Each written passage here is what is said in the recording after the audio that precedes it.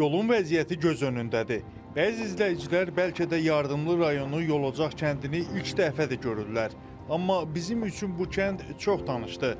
Düz bir il ərzində üçüncü dəfədir ki, bu kəndə yolumuz düşsə də dəyişməyən tək şey gündəlik həyatı daha da çətinləşdirən problemlərdir.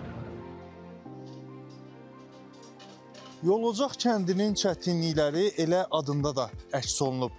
Burada yol da bərbad vəziyyətdədir, ocaq da ancaq odun sayəsində yanır. Yəni mavi yanacaq yoxdur. Amma bir problem də var. O da suyun olmaması.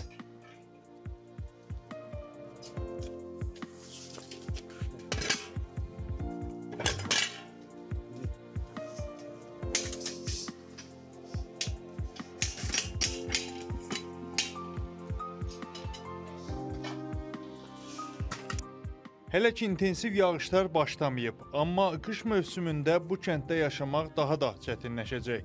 Elə ona görə də burada gəncləri də, məktəbə gedən uşaqları da görmək müşkül məsələdir. Gənclər məcbur qalıb ya rayon mərkəzlərinə, ya da paytaxta üz tuturlar. Cəmaatın çoxu eşyəyin zadını satdı, dedi su gələcək, su yoxdur. İndi eşyəylə gətiririm. İçməli suyu şəxsən mən özüm, oğlan gedir maşınla gətirir, işlətməli suyu da o babalı eşyəklər, piləklə daşıyır. Nəvələrim əsir yesirdi, 2 eşyəklə təzək daşımalı. Gətirmədin, öldün də. Kənddəkilər deyirlər ki, burada əkin əkmədinsə işin gəlizdir. Amma əkinə getmək üçün yol, əkin üçün su, nahar üçün də mavi yanacaq lazımdır. Qaz problem, odun almaq bir maşın odun 450-500 manata başa gəlir. Yoxdur. Meşədə odun qutarıb, tükənibdir, yoxdur.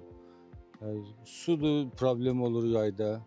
Müraciətlərimizi adiyyata bütün qurumlara ünvanladıq. İri şəhərlərin Birləşmiş Su Təchizatı Xidmətindən bildirildi ki, təchizat sistemi olmayan ərazilərdə qeyd olunan ünvan da daxil olmaqla Azərbaycan Dövlət Su Ehtiyatları Agentliyinin sifarişi ilə təchizatın qurulması məqsədi ilə müvafiq layihə sənədləri hazırlanıb.